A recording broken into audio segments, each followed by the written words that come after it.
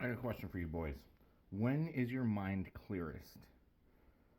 Post-nut clarity or after your first sip of coffee in the morning?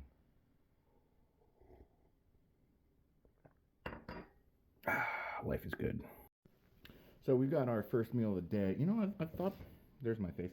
I've thought about doing one of those, what I eat in a day, but I literally do that every single video. So,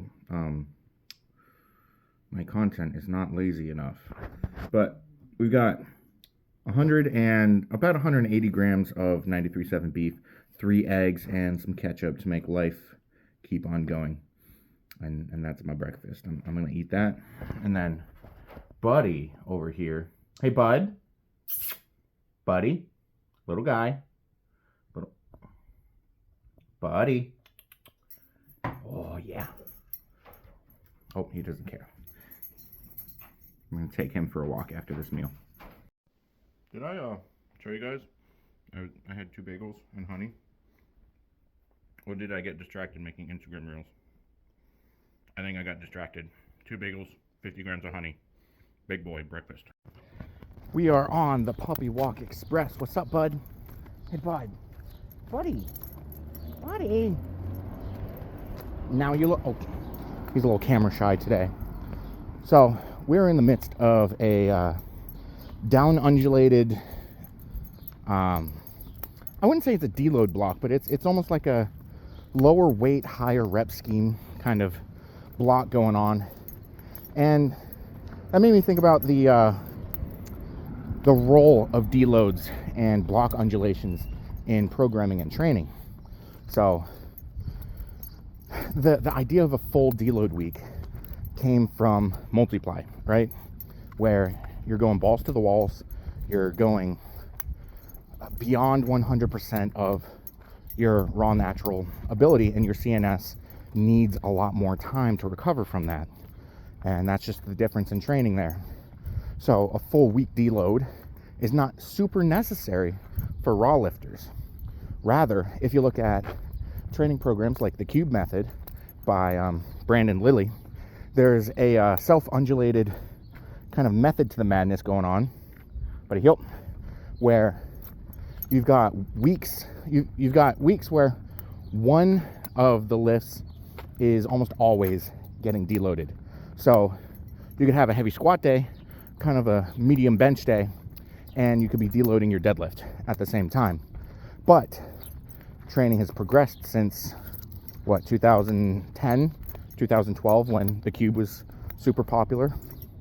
So we've kind of progressed past that, and now sorry about that, we came up to a dog, and Buddy doesn't play well with others, so he Buddy, sit, likes to yell at them a lot.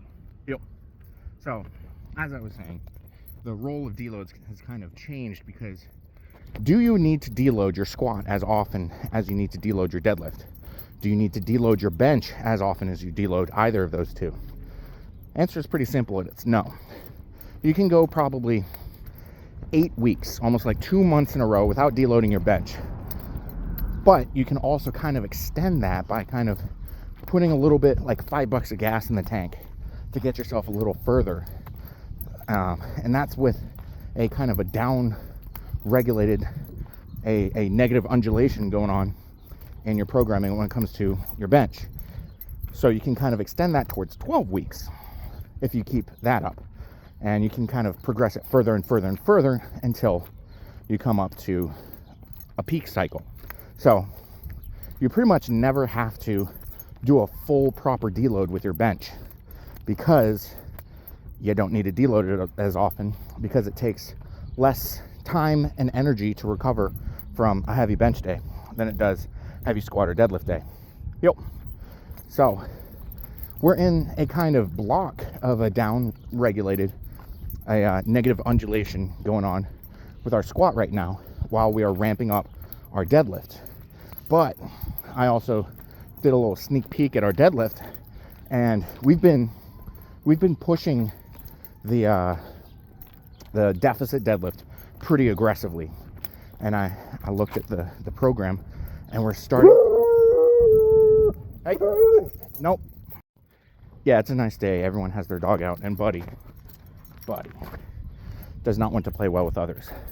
So like I was saying, we're transitioning from a deficit deadlift. I think it's like been 6 weeks since we pulled straight from the floor. And this week, after some deficit deadlifts, we're going to be doing some pulling from the floor, which is exciting. But what's not exciting is as we ramp up the deadlift, we kind of pull back on the squats. Kind of like, I don't want to reference Smolov as anything that's worthwhile to look up, but the Smolov squat cycle, where you never deadlift, but you squat a lot. You squat every day, pretty much every training day. And it's kind of cool seeing how different concepts have yielded and influenced other concepts. And that's pretty much the basis of the ebook that I wrote. I have to rewrite one chapter of it because it was a little inconsistent, and re-record it before I release it to Amazon and Audible. But we're in a kind of down undulated block for the squats. We've got a 3x8 at I think 505 today, which is gross. It's absolutely disgusting, and I'm not looking forward to it at all. But the bright side is we'll be in and out of the gym faster than usual. But we get a lot of fatigue going up into that, so we've got to be careful with our form. The more fatigue that you have, the stricter you have to be with your form, which is why deloading too often is detrimental to your training. Because, buddy, sit. You've got two things going on when you accumulate fatigue. You've got a scenario where you've got to have an adaptation to the stimulus because you're fatigued, and if you want to push your limits, you have to get stronger. So your body sees that as a situation for adaptation. And additionally, you also have to be stricter with your form because the small muscle groups that kind of get recruited when you get out of whack are more fatigued and less able to help correct you. So you got to be stricter with your form. So you got all that going on. So not looking forward to squats today. Oh, you missed that was a happy butt. Oh, look at that happy face. Yeah, he's giving me happy face. He's liking his walk today. But yeah, that's what we got going on today. Hope you guys enjoyed that little tidbit into the role of deloads. That's kind of emerging with the more modernized approach to powerlifting. We're kind of getting out of the influence of multiply powerlifting, because if you look back in the day, you've got methods like 10-20 life, you've got fifth set, you've got the cube method. There's a lot of different training programs influenced by Westside Barbell, which was a multiply gym that kind of ruled the world for a hot minute there in the world of powerlifting. Think almost like 2000 Brady era Patriots kind of deal going on there, where you knew they were going to get at least 10 wins in a year and make it to the playoffs. So I'm gonna finish taking Bud on his walk. I'll meet you guys back for my pre-training meal, and I ain't got no diggity, so you guys better not have any doubt. All right, someone finished off my Fruity Pebbles. So we've got 200 grams of Honey Bunches of Oats, 16 ounces of fat-free Fairlife milk. We got a little puppy dog who's just licking her paw, and a handsome guy who's gonna eat it all. If you want to be the cream of the crop, you got to consume the cream of the protein.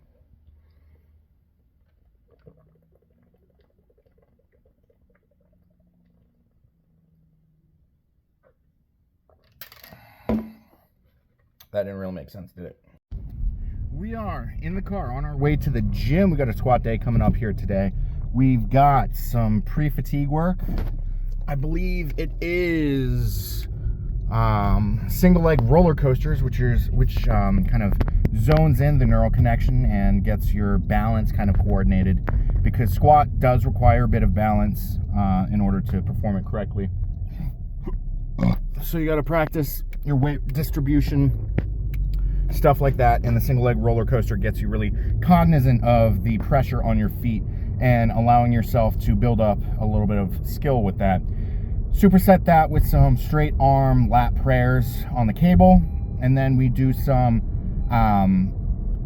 goblet squat holds, bottom range of motion. I have patellar tendonitis, and this is one of the movements that we're using to help mitigate a lot of the pains and stressors that come with patellar tendonitis, kind of stretch out the knees a little bit more aggressively, and holding that stretch for 10 to 15 seconds. I do an internal 20 count because I know that the 10 count is not 10 seconds and the 15 count is not 15 seconds, so I don't actually know how long that is. And then we're jumping into a 3x8 505 squats. Yeah, that's what it is. And then we've got some close stance contralateral split squats, kind of also working that patellar tendonitis movement. My coach tends to program those for people who struggle with Bulgarian split squats, and I can't exactly get into a couch stretch, so he's got this program for me, and I'm finally starting to feel it in the spots that I'm supposed to. So I've dropped the weight down so I can get a better stretch, better feel, and more of that connection, so I'm able to like actually get more out of it because I've dropped the weight. And it's you never compete in your accessories, so you don't need to be a hero kind of thing. And then we've got the sit-ups, and the way that I do the sit-ups, I go on a bench backwards, stick my feet under the uprights, and I do that, and I found that really helps. And we're going to start adding a little bit of weight to that. Sorry, it's getting a little too hot in here. To increase the stimulus on the core and control the tempo a little bit better, so we get even more out of it. So William Shakespeare once said, "It's better to have loved and lost than never to have loved at all." And that's kind of like an old school version of saying I got a really good sense of humor because of the traumas in my past, right? Which, I mean, it's a give and take, right? But, you know, one of these days, I'm thinking to myself, I've got the bed in my car. I want to just go camping alone for like a week. Like, I still have to go to the gym, or I still want to go to the gym and do all the gym stuff and provide the content for you guys. I just want to get away. I just don't want to be present anymore. And I feel like going camping, it will help me stay a little more grounded and appreciative of the things that I have, and take care of the things that I need to going forward, and it'll help me be more grounded with myself, and like it'll give me a lot of time for thinking, time for clarity. And I also track all of my health statistics, and if I go into a stressful situation like camping out of my car for a week and my biofactors get better, then we know that the stressful situation that I'm currently in is even worse than living out of my car. And I mean, it sounds like it sucks, but it'll be like a trial run, because I'm a little fed up right now with the constant pressures of, hey, you have a car, I don't, which is a false statement, because the people who take my car have cars of their own. They just don't want to use it for some reason. So I'm thinking about, I gotta do a little research, find some campgrounds nearby, or I mean, I could do some stealth camping. I just have to find I'd have to find a better spot to do it, because I do have I just need a mosquito net for my windows and the cooking implementations, and then I'll be all set to go stealth camping. And I got my bucket from my audiobook recording studio. I wonder if I could do that in here too.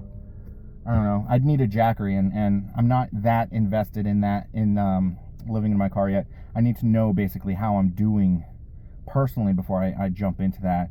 So it'd be probably like a week of Uber Eats, just all Uber Eats So it'd be kind of heavy on the car, but it is what it is, you know. Trying to take care of the mental health, because mental health is one of those things where if you're a people pleaser like me, you go out of your way to make sure that everyone else is comfortable, you're not in anyone's way, and everything is coming up Millhouse. But mental health is one of those things where it's like when you're on an airplane and they tell you if there's a pressure thing going on in the cabin, the masks will drop down, and put on your mask before you help anyone else. And the bag, despite the bag not inflating, oxygen is flowing, that kind of thing.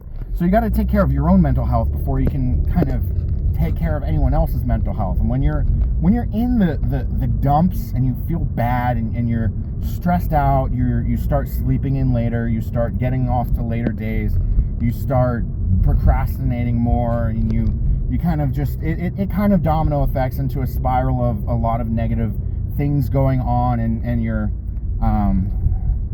entire mental health kind of goes down the drain. So I'm trying to find a way that I'm a scientifically brained person, right?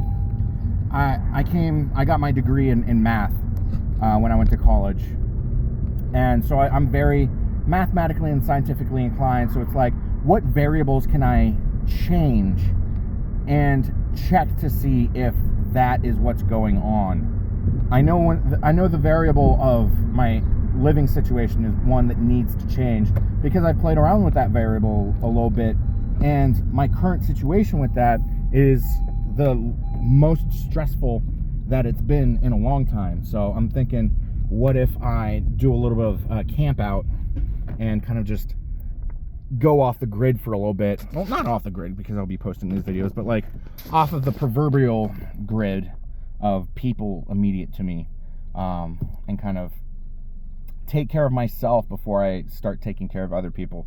But I just got to the gym, and I've been demanded that I have 2 hours and 15 minutes to train squats, compound movement day. Don't know how that's going to work out. People pleasing. I need to make sure that if it doesn't work out, that I don't feel stressed about it, that I don't feel guilty for it, because I got to take care of myself before I take care of others. And honestly, they have their own car that works. They just don't want to use it, because my car isn't even that nice. It's just, it gets better gas mileage,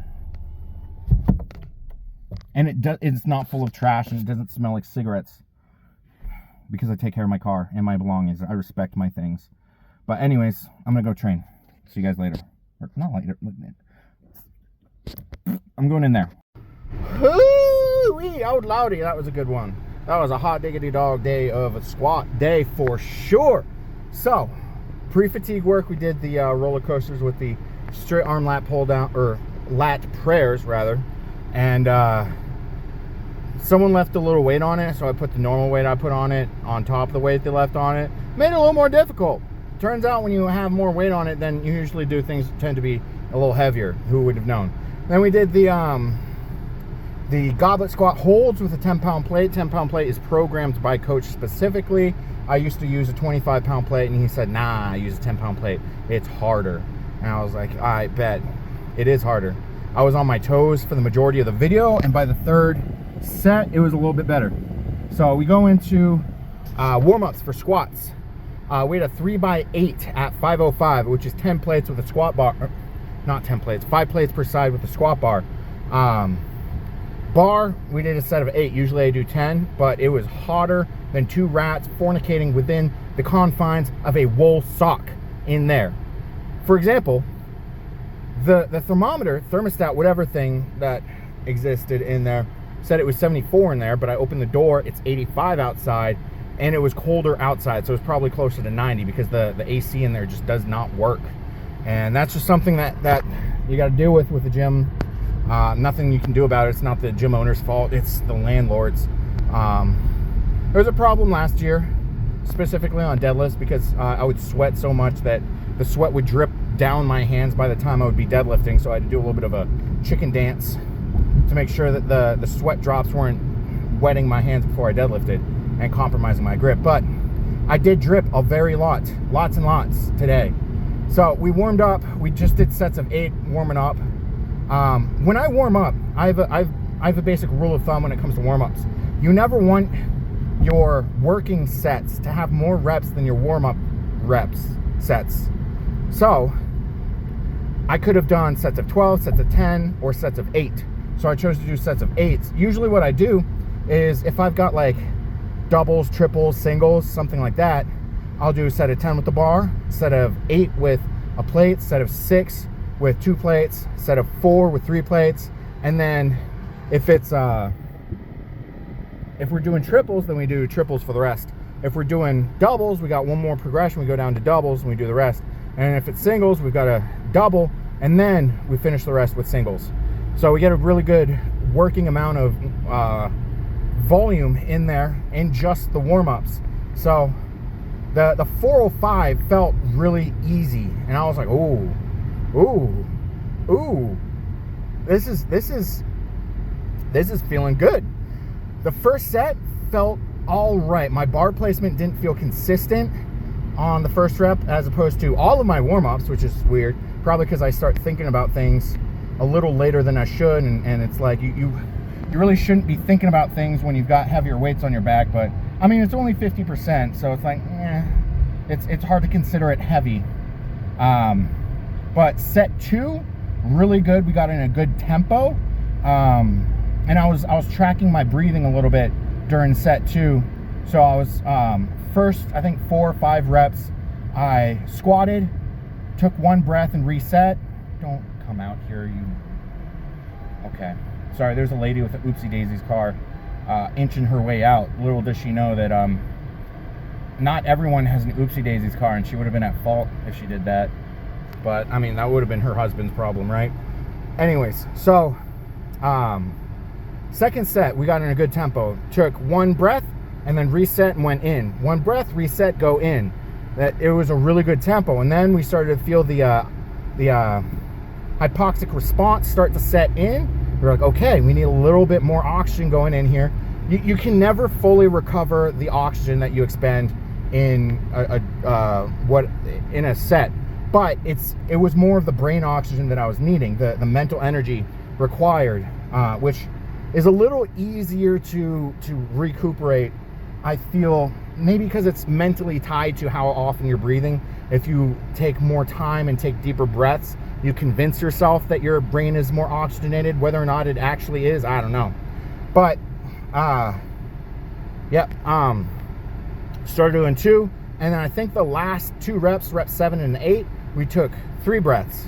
And then set 3 was probably the best set out of all of them. I was a little, like, I only took 4 minutes of rest in between each set, which, I mean, for a lot of powerlifters, that's cardio. But, I mean, we were doing cardio sets, might as well do cardio rest time too, right?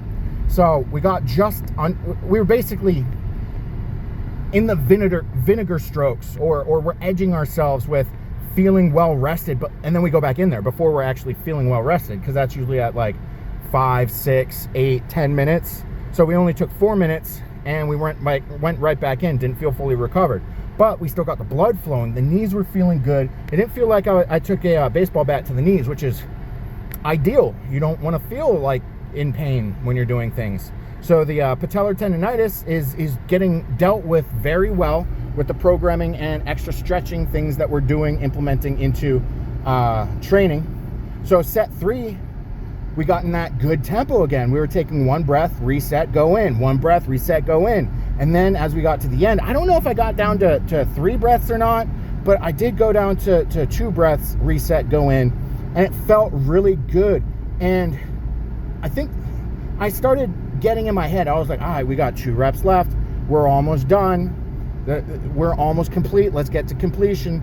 And like that completion, we're done. It's like when you see the light at the end of the tunnel, and instead of getting a second wind, you're like, oh, we almost made it, and then you die. So I kind of felt like that, and I was like, I'm being stupid. So I was like, let's tighten things up. Let's make sure the last 2 reps are the best possible. So I started feeling a little bit of the pull forward, which usually pops up, a little bit of good morning action going in when I get pulled forward onto my toes. felt a little bit of that going in, so I got a little more aggressive with my lat cues. I got a little more aggressive with my pre-hinging, pushing my butt back and pushing my knees out and descending into my heels a little bit more aggressively. And those last 2 reps felt really good. It didn't grind at all. Or at least didn't feel like it grinded. I didn't watch the videos back because I was satisfied with how they felt, so I didn't have to look back. I wasn't questioning anything associated with the training at all, which is a really good position to be at. And then the contour lateral split squats, I took way too long unloading the bar, so that sucked. So my knees got tight, which suboptimal. So the first couple reps of that were like getting a baseball bat in the knees. That's on me. And then the sit-ups, we added a 5-pound weight to that, and it felt good. Made sure that at least the last 2 to 3 reps were super controlled, so that we can progress it by making more and more reps, more and more controlled, and then we progress further by having it, we can have a 0 acceleration tempo put onto that, because we don't really get a stretch with that. So we don't have to emphasize the stretch, but if we get a controlled up and down, we're going to be building more and more muscle fibers in the core. And then we finished off, and I completely forgot to do pump check for you boys. And so I did it in the parking lot, and the lighting out there was awful. But trust me when I say I had wicked veinage in my legs. It looked like a porn star's cock. Be proud of me. Operation Make Patrick's Legs get censored by anti-porn filters is going swimmingly. Anyways, I just got home.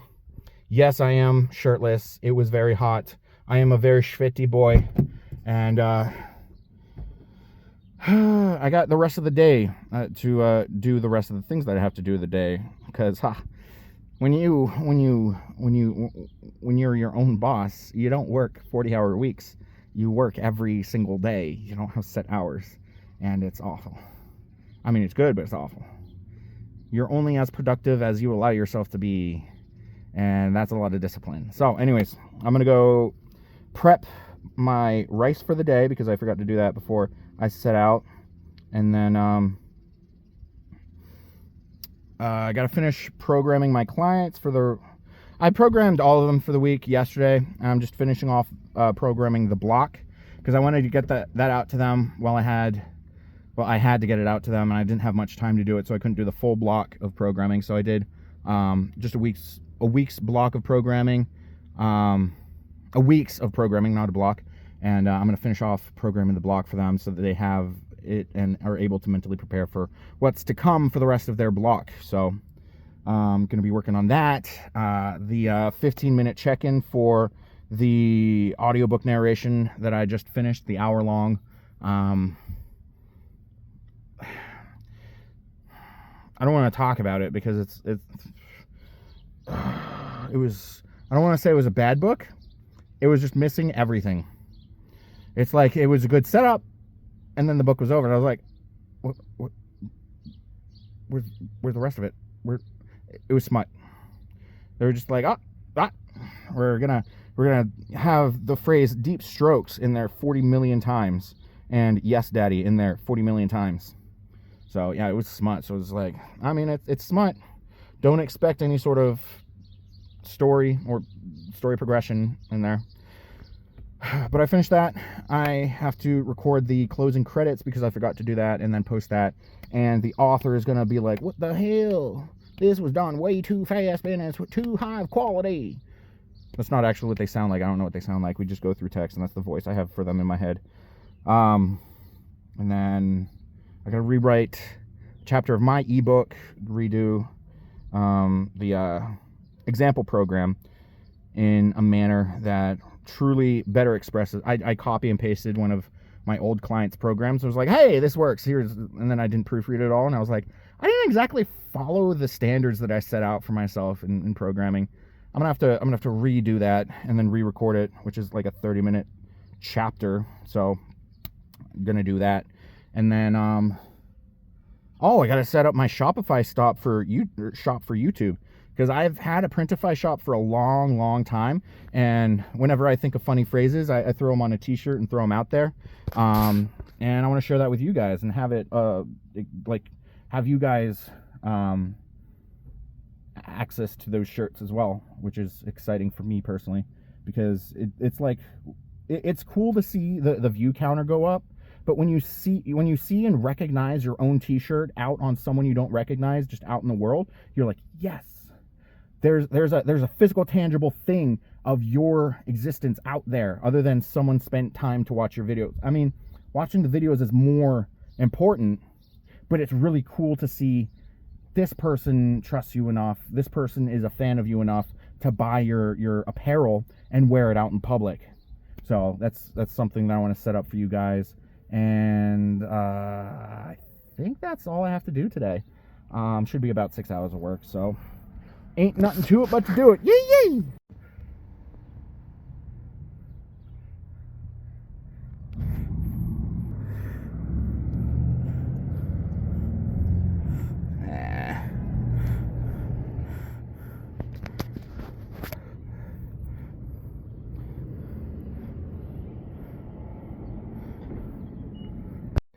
I think I have it all in the process of uploading.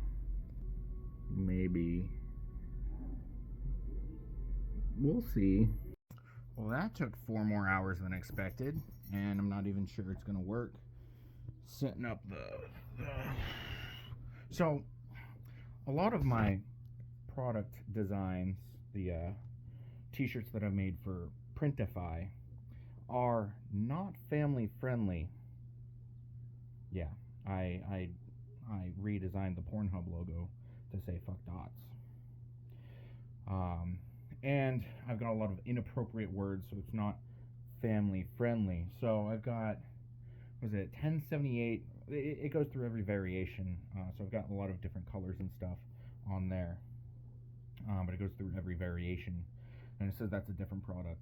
And going through saying, hey, put this on the Google merchant, whatever, YouTube shopping, whatever, this, that, took a lot longer than I expected it to. But hopefully it's working. It's like we're reviewing every single product, and we're gonna make sure that it's all good for this platform, I guess. So like 90% of the designs that I'm putting out are getting rejected, and yeah. So if you guys really want to see my online store, go to my Instagram, and it's in my the link tree link in my bio if you really want to see the unfiltered version of my Printify store with every product. That is, all of them are not family friendly. They don't want talking about sexual things or birth control or any of that. But homies, anal is my birth control. Anyways, I'm cooking up I'm reheating my chicken in the frying pan. I'm eating late because that took so long. I thought it was going to take like 10-20 minutes, and it took 4 hours, which ate up the bulk majority of my time, working time. So wonderful. The glories of having your own business. But anyways, I'm tired, I'm dehydrated, and Buddy is guarding me like a good little guy. Alright, boys, we got the eat bowl. We've got 245 grams of chicken breast, 400 grams of Calrose rice, a couple of crunchies of Himalayan pink salt just to make us enjoy this a little more, and some honey mustard because it's low calorie, and it also makes us not want to die. And Buddy, today's kind of gotten away from me, and woke up late, got to the gym late, got started on work late, and so it's about 9 p.m. I realized I hadn't hit my 10,000 steps yet today, and I missed it yesterday at about the same number of steps that I'm at right now. And so we're out on a walk. Y'all can't see Buddy. We're on a walk with Buddy, trying to get the last 2,500 steps, which shouldn't be too bad. But the lifting hangover, the kind of hangover that happens when you finish lifting and then you've got the rest of the day to kind of think about what you did to yourself, has been a little atrocious today. The squats felt really good today, and I guess we kind of tapped into our CNS a little aggressively and effectively, which means we're getting a little more efficient with our things, and we're allowing our body to have to get used to adaptations to the stimulus. So, well, that, and I'm a little dehydrated, but this way, bud. It is what it is. And finishing up this walk. Ooh. And oh, bud, I almost just kicked Buddy in the face. And then it's actually a little too late for me to be eating my dinner, so we're gonna have to make do with a substitution, which I don't like doing. So yeah, that's where we're at today. We're walking in kind of the sketchy area of where I live at night. I think I saw a drug deal going on. So this is what we're doing, and hopefully using our big dog privilege, because Buddy is a big dog and no one's gonna mess with us, hopefully. And then yeah, I'll see you guys with my meal substitution update on the Printify Shopify store. My Google Merchant account got suspended due to spam. I guess importing all of my designs from Printify to Shopify to Google, 48 different designs, may count as spam, I guess. Oops. Alright, we got 2 bagels and a protein shake. 75 grams of whey in that protein shake. Probably should have a 3rd bagel in there, but I don't want to disrupt my sleeping oxygen levels a little too much. But I'm not going to show you guys me eating these because I'm going to be editing while I'm eating. So I'll see you guys tomorrow when I make a video on something that I haven't decided yet for the educational video of the day, one of 2 of the week.